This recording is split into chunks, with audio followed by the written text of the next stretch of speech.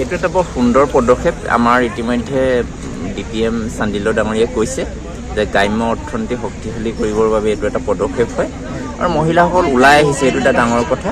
তেওঁলোকে অৰ্থনৈতিক কৰ্মসূচীৰ লগত নিজকে জড়িত কৰিব পাৰিছে। মই খুব আনন্দিত হৈছোঁ। এই নিবনুৱা সমস্যা আমাৰ অসমত দিনে দিনে বাঢ়িছে। ইয়াৰ পৰা কিছু মানে পৰিত্ৰাণ পাবলৈ নিবনুৱা সমস্যাৰ ৰোধ হ'ব পৰা যাব নেকি? এই মেলাখনৰ পৰা বাৰ্তা নিশ্চিতভাৱে হ'ব, কাৰণ তেওঁলোকে এতিয়া বজাৰ আৰু পথাৰ তেওঁলোকে যি উৎপাদিত সামগ্ৰী বিক্ৰী কৰিবলৈ আহিছে, গতিকে পথাৰত উৎপাদন কৰিছে আৰু বজাৰত বিক্ৰী কৰিবলৈ আহিছে। আমাৰ যিটো লক্ষ্য বজাৰ আৰু পথাৰ আমাৰ দখল কৰাৰ, সেইটো নিশ্চিতভাৱে আগবাঢ়ি গৈছে। অসম ৰাজ্যিক গ্ৰামীণ জীৱিকা অভিযানৰ উদ্যোগত বৃহত্তৰ উৰিয়াগাঁও অঞ্চলৰ এই যি প্ৰাণকেন্দ্ৰ উৰিয়াগাঁও খেলপথাৰত আজিৰ পৰা উৰুকাৰ দিনালৈকে এখন তেখেতসকলে আমাৰ মেলা লগাইছে। আমাৰ যিখন থলুৱা শিপিনী, তেখেতসকল থলুৱা যি উৎপাদিত সামগ্ৰী আছে, সেই সামগ্ৰীসমূহ ইয়াতে বিক্ৰী কৰাৰ কাৰণে ব্যৱস্থা কৰিছে।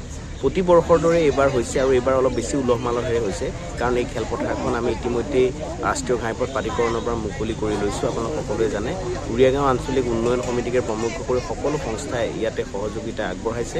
আমি আশা কৰিছোঁ ইয়াতে সকলোখিনি নগাঁও জিলাৰ যিমানখিনি মানুহ আছে উৰিয়াগাঁৱলৈ আহে, তেখেতসকলে বজাৰ সমাৰ কৰিবৰ কাৰণে আহি আমাৰ থলুৱা যিবিলাক উৎপাদিত সামগ্ৰী পিঠা পনাকে আদি কৰি পেলাই তেখেতসকলৰ যি বস্ত্ৰ আছে গামোচালৈকে ইয়াতে বিক্ৰীৰ ব্যৱস্থা কৰিছে, সেইবোৰ ক্ৰয় কৰিবলৈ আহিব। এটা কথা আমি ক'ব বিচাৰিছোঁ যে অসম ৰাজ্যত আহি বহিৰাজ্যৰ পৰা বিভিন্ন সামগ্ৰী বিক্ৰী কৰে, যেনেকৈ গামোচাখনকে বহিৰাজ্যৰ পৰা আহে অসমলৈ, আমাৰ থলুৱা শিপিনীসকলে উৎপাদিত আমি কিনিবলৈকে নাপাওঁ, কিন্তু আমি কিনাৰ এটা অৱকাশ পাইছোঁ। আৰু এই সুযোগতে অসম ৰাজ্যিক গ্ৰামীণ জীৱিকা অভিযান আৰু অসম চৰকাৰে যদি আৰু অলপ উদ্যোগ লয়, তেনেহ'লে কিন্তু আমাৰ এই বৃহত্তৰ অঞ্চলতে বহু শিপিনী আছে যিয়ে তেখেতসকলে তাঁত বাতি কৰিবলৈ বাদ দিলে। বহু এনেকুৱা উৎপাদিত কৰিব পৰা মহিলা আছিলে, সৰবৰাহী মহিলা আছিলে, যিসকলে তিলপিঠা বনাবলৈ বাদ দিলে। তেখেতসকলক যদি এই উদ্যোগটো, এই অভিযানটো, মিছনটোৱে সামৰি লয়, তেনেহ'লে কিন্তু সঁচাকৈ অসমৰ মহিলাসকলে এদিন বজাৰ আৰু পথাৰ দখল কৰিবলৈ সক্ষম হ'ব। আৰু এই ক্ষেত্ৰত বৃহত্তৰ উৰিয়াগাঁও আঞ্চলিক উন্নয়ন সমিতি আছে, তেখেতসকলক সহযোগিতা কৰিব। আজিৰ পৰা আৰম্ভ হৈছে উৰুকাৰ নিশালৈকে, উৰুকাৰ পিছতো আমাৰ অনুষ্ঠান আছে।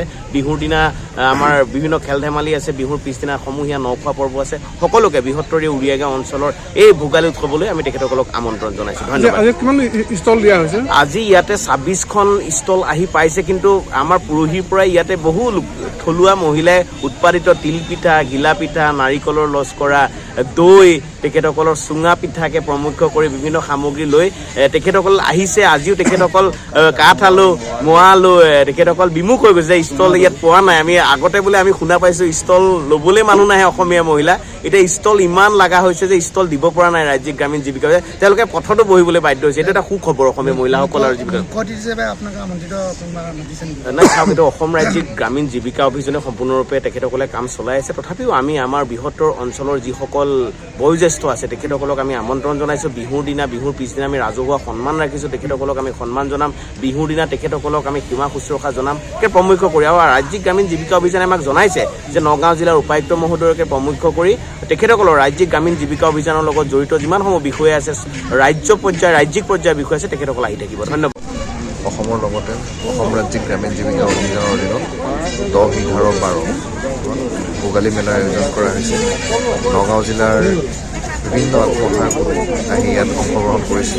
এই মহিলাসকলৰ কিবা উৎপাদিত সামগ্ৰীসমূহ বিক্ৰীৰ বাবে এটা আমি প্লেটফৰ্মৰ প্ৰস্তুত কৰিছোঁ। এই ভোগালী মেলাৰ যোগেদি আমাৰ চহৰাঞ্চলৰ মানুহসকলক, বাসিন্দাসকলকো পিঠা পনা বিপণীৰ কাৰণে সুবিধা উপলব্ধ কৰা হৈছে। লগতে মহিলাসকলক তেওঁলোকৰ যাতে ব্যৱসায়িক জ্ঞান বৃদ্ধি হয়, মানুহৰ লগত, কাষ্টমাৰৰ লগত কেনেকৈ ইণ্টাৰেক্ট কৰিব পাৰে, সেইটোৰ ওপৰত এটা তেওঁলোকৰ এই মেলাৰ যোগেদি ট্ৰেইনিং হ'ব বুলি আশা ৰাখিছোঁ। আৰু এই মহিলাসকলে বিভিন্ন সময়ত বিভিন্ন উৎপাদন কৰি আহিছে। উৎপাদিত সামগ্ৰীসমূহৰ যি এটা তেওঁলোকৰ বজাৰৰ কাৰণে এটা প্ৰয়োজনীয় এখন মঞ্চ, এই মঞ্চৰ সুবিধা হ'ব বুলি মই আশা ৰাখিছোঁ। এই মেলাখনে অসমবাসীক কি বাৰ্তা দিব আপুনি যিটো কৈছে? এই মেলাখনে অসমবাসীক এইটোৱে বাৰ্তা দিছে যে আমাৰ মহিলাসকল উদ্যোগী হৈছে, তেখেতসকল আত্মনিৰ্ভৰ হ'বলৈ নিজে নিজে প্ৰস্তুত হৈছে। অসম ৰাজ্যিক গ্ৰামীণ জীৱিকা অভিযানৰ অধীনত তেওঁলোকে ঋণ লৈ, বেংকৰ পৰা ঋণ লৈ তেওঁলোকে উৎপাদন আৰম্ভ কৰিছে। আৰু মহিলাসকলে আমাৰ গ্ৰাম্য অৰ্থনীতি সুদৃঢ় কৰিবলৈ সক্ষম হৈছে আৰু আমাৰ এতিয়া নগাঁও জিলাত তেওঁলোকে লাখপতি মহিলা সংখ্যা বৃদ্ধি হৈছে আত্মসহায়ক গোটৰ যোগেদি বিভিন্ন সময়ত তেওঁলোকে বিভিন্ন ধৰণৰ পদক্ষেপ গ্ৰহণ কৰি আহিছে অকল লাইভলিহুড বুলিয়েই নহয় জীৱিকা বুলিয়েই নহয় সামাজিক দিশতো তেওঁলোকে সমাজখন সংস্কাৰ কৰিবলৈ সুবিধা পাইছে ইয়াৰ পৰা নিবনুৱা সমস্যা ৰোধ হ'ব চাগে নিবনুৱা সমস্যা ৰোধ হোৱাৰ লগতে আমাৰ GDPৰ উন্নয়ন হ'ব বুলি আমি আশা ৰাখিছোঁ